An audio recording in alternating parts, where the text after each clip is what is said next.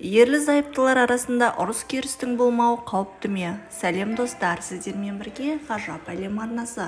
Каналыма тіркеліп, қоңырау белгісін басуды ұмытпаңыздар. Ұрыс болмаған жерде ерлі-зайыпты бір-бірінің қажеттілігін түсіне алмайды. Әрине, ерлі-зайыптылар арасындағы талас-тартыс ұрысқа, айқайға, ыдыс сындырып, қол жұмсауға ұласпауы керек. Мұндай әрекетке бармай-ақ мәселені шешуге болады. Немқұрайлылық. Екі ересек адамның кез келген жағдайда әрдайым бірдей ойлауы мүмкін емес. Себебі ерлі-зайыптылар бір-бірінің көшірмесі емес. Олардың әрқайсысының өз мінезі, өмірлік тәжірибесі, әдеті, пікірі бар. Әртүрлі ұстаным кейде түсінбеушілік тудырады. Бірақ нәтижесінде ерлі-зайыптылардың өздерінің қарым-қатынастарының дамуына көмектеседі. Жолдасыңыз екеуіңіздің араңызда келісе алмаушылық орын алды деп елестетіп көріңіз. Мәселен, сіз теңізге барып қыдырып қайтқыңыз келеді. Алайда жолдасыңыз шетелге қыруар қаржы жұмсағанша табиғат аясында ауылда демалған дұрыс деп санайды. Ақшаны маңызды бір нәрсеге жұмсап, демалысты кейінге қалдырайық деген ұсыныс айтуы да мүмкін. Егер сізге жолдасыңызбен келісу маңызды болса, онда өз көзқарасыңызды айтып, түсіндіруге тырысатыныңыз сөзсіз. Ал ол өз ұстанымын өзгерткісі келмейді. Міне, бұл талас-тартыс. Бірақ кейде адамды жолдасының қалай ойлайтыны, қалай әрекет ететіні тіпті қызықтырмайды. Мұндай кезде ерлі-зайыптылар бір-біріне арқасын береді.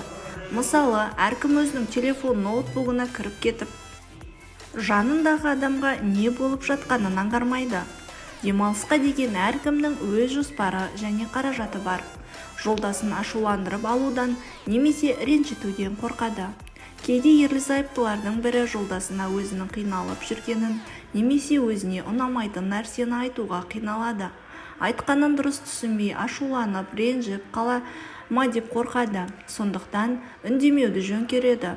Жағдайды қиындатып, әңгіме өрбітпей-ақ мәселе өзімен өзі шешіліп кетер деп сенеді. Кейде ерлі-зайыптылардың екеуі де осы ұстанымды ұстайды. Олар бір-біріне өздерінің көңілі толмайтынын, нәрсені ұзақ уақыт айтпай жүре береді. Дұрыс емес екенін өзі түсінер деп ойлайды. Алайда ашық әңгіме мәселені оңай шешетінін ескермейді. Іште сақтала берген көңіл толмаудың соңы қарым-қатынасқа салқындық түсіреді. Кейін мүлдем немқұрайлылық пайда болады. Талас-тартыстың болмауы қандай мәселе тудырады? Адамның өзін-өзі тануы қиындайды, өзгелерді түсіне алмайды. Өзіңіз үшін не маңызды екенін көру қиындайды. Жолдасыңыз сіздің көзқарасыңызды білу үшін оған оны түсіндіру керек. Бірақ ол үшін алдымен елеусіз қалдыра алмайтын өз қажеттілігіңізді нақтылап анықтап алыңыз. Оны қарапайым тілмен жеткізуге тырысыңыз. Мәселен, жолдасыңыз жарайды десе де сіз айтқан қоқысты тастамады. Мүмкін ол сізді ренжіткісі келмеген болар, жай ғана ұмытып кеткен шығар. Алайда жолдасыңыздың мұқият болмауы сізге ауыр тиеді. Өзіңізге ауыр тиген кішкентай нәрсені айтпай, үнсіз қалатын болсаңыз, бұл іште жиналып бір күндері жарыласыз. Жолдасыңыздың мүмкіндігі мен әрекетін түсіне алмайсыз. Яғни ұрыс болмаса, жолдасыңыздың қажеттілігін түсіне алмайсыз. Егер ол өзі айтпаса, сұрақтар қойып, ойын білуге тырысыңыз. Психолог мамандар жиі тартысатын ерлі-зайыптылардың өзгелерге қарағанда бір-бірін түсінуге тырысатынын анықтаған. Сонымен бірге әрқайсысы өз дегенінде қалса да бір-біріне деген реніші қалмайды. Ал егер ұрыс болмаса, сұрақта жауапта болмайды. Әркім ішімдегіні тап деп жүре береді. Қарым-қатынастың күресуге тұрарлық құндылығын көре алмауыңыз мүмкін.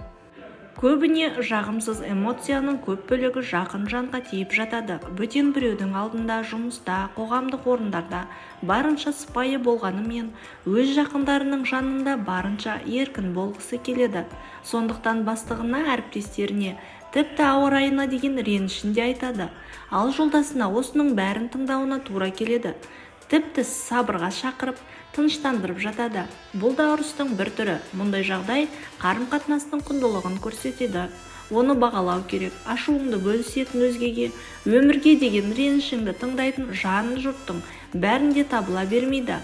Егер бұл тектес жағдай сіздің өміріңізде орын алмаса, демек өте ұстамды, тым сабырлы жансыз. Егер ұрыстан қашып, әркім өз ойын ішіне тығып жүре берсе, бұл үйді тазалап жинап, бірақ қоқысын кілем астына тығып қоя салғанымен бірдей. Сасық иіс шығады, бірақ қайдан екені белгісіз болады. Іште іріп-шіріп жатқан сасыған нәрсе жүректі айнытып, орынсыз жерде сыртқа шығуы мүмкін. Нәтижесі тіпті ажырасуға дейін барып жатады.